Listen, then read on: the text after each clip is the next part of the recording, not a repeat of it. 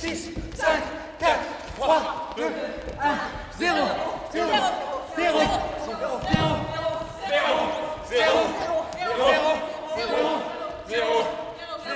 J'aime bien les maths, j'aime bien les chiffres et j'ai surtout l'impression que les chiffres et la danse ont vraiment quelque chose à faire ensemble parce dans toutes les écoles de danse, on compte les exercices et les comptes, c'est aussi ce qui fait qu'on se repère dans l'espace et dans le temps. Et donc il y a quelque chose comme ça lié à l'ADN de la danse qui m'intéressait depuis longtemps, mais je cherchais comment travailler les nombres et les chiffres. 228.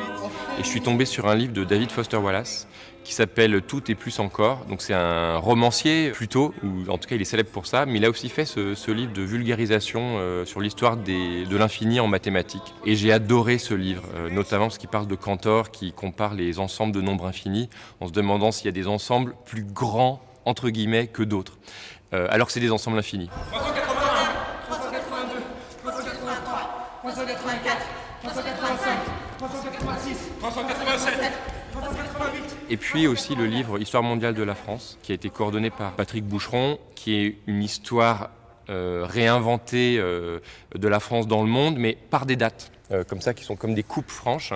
Et ça m'intéressait aussi. Donc voilà, à partir de ces deux livres, j'ai eu vraiment envie de travailler sur des nombres. Et puis on a commencé une recherche en fait. Une des premières volontés, c'était de compter à l'infini. C'est-à-dire on compte à 1, les nombres entiers, 1, 2, 3, et qu'on ne s'arrête jamais. Et qu'on ait ce sentiment de ne jamais s'arrêter.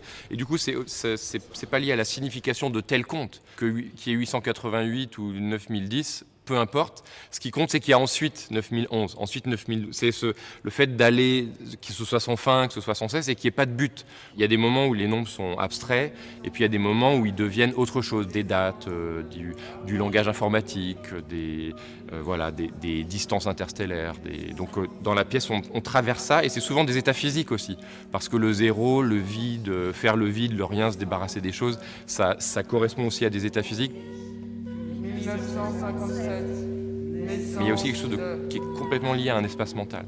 Le fait dans la tête, on a des chiffres, on a des nombres, et là on les sort et on expose ça. Et je pense vraiment souvent au fait que le théâtre, c'est un endroit qui est comme une boîte crânienne partagée.